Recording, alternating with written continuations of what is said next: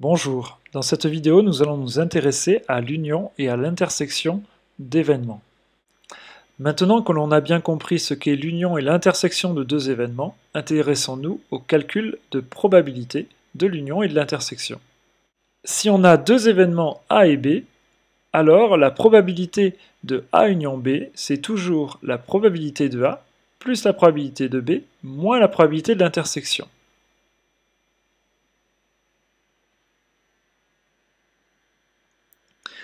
En effet, pour calculer la probabilité de A union B, il faut sommer la probabilité de toutes les issues qui sont dans la zone rouge. Pour cela, on peut faire la probabilité de toutes les issues qui sont dans A, additionner avec la probabilité de toutes les issues qui sont dans B, mais certaines issues auront vu leur probabilité compter deux fois, ce sont celles qui sont dans A inter B, c'est pour ça qu'à la fin de la formule, on enlève la probabilité de A inter B. Cette formule est à apprendre par cœur et fonctionne dans tous les cas, y compris s'il n'y a pas équiprobabilité dans l'univers. Dans le cas où les événements A et B sont incompatibles, c'est-à-dire qu'ils ne peuvent pas se produire en même temps, ça aurait été le cas si les deux patates ici ne s'étaient pas coupées. Et dans ce cas-là, leur intersection, ce serait l'ensemble vide. Dans ce cas-là, la probabilité de l'intersection ici vaut 0, et donc la formule qui est précédente se simplifie. Voyons l'utilisation de cette formule sur un exemple. D'une façon générale, la plupart du temps, la probabilité de A, de B et de l'intersection sont assez faciles à calculer, tandis que celle de l'union risque de poser des problèmes. Considérons l'exemple du tirage d'une carte dans un jeu de 32 cartes. On reprend les événements R-un roi et C-un carreau.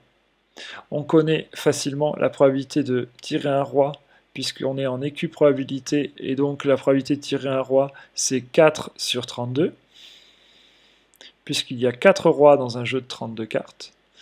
La probabilité de tirer un carreau, c'est 8 sur 32, puisqu'il y a 8 carreaux sur un jeu de 32 cartes, c'est toujours cardinal de C divisé par cardinal de oméga.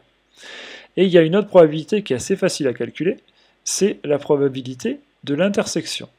La probabilité d'avoir R et C, elle va se calculer assez aisément, puisque R et C, c'est quoi? C'est les rois et aussi deux carreaux.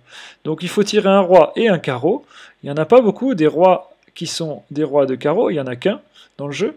Donc finalement, c'est un ensemble, R inter C, qui contient une seule issue, le roi de carreau. Le cardinal de R inter C étant 1, divisé par le cardinal de l'univers, puisqu'on est en situation d'équiprobabilité, la probabilité de R inter C, c'est 1 sur 32, puisqu'il n'y a qu'un roi de carreau.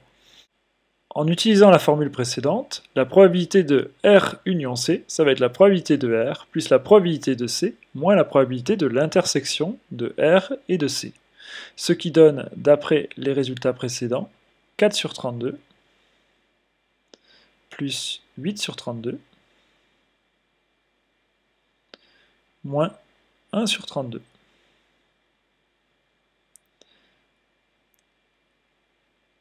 « 4 plus 8 moins 1, cela fait 11 sur 32, ce qui est une fraction irréductible, c'est la probabilité de l'union de R et de C.